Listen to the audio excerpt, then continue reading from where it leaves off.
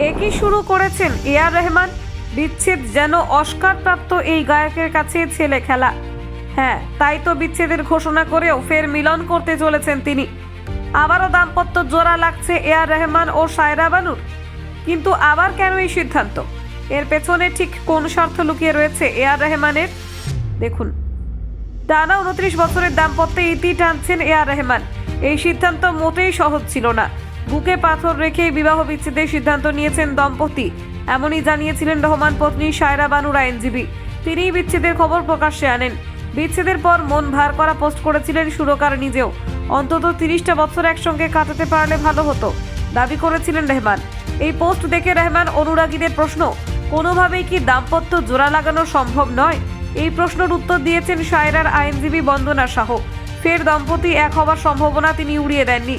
বিচ্ছেদের পরে অর্থ সম্পত্তি নিয়ে খুব একটা চিন্তিত নন রহমান পত্নী। দাম্পত্যের তিক্ততা তৈরি হওয়ার জন্যই তারা এই সিদ্ধান্ত নিয়েছেন ঠিকই, কিন্তু আবার তাদের সম্পর্ক জোড়াও লাগতে পারে। আইনজীবী বন্দনা সংবাদ মাধ্যমকে সায়রার হয়ে বলেছেন, সম্পর্ক জোড়া লাগা সম্ভব নয় এমন কিন্তু বলা হয়নি।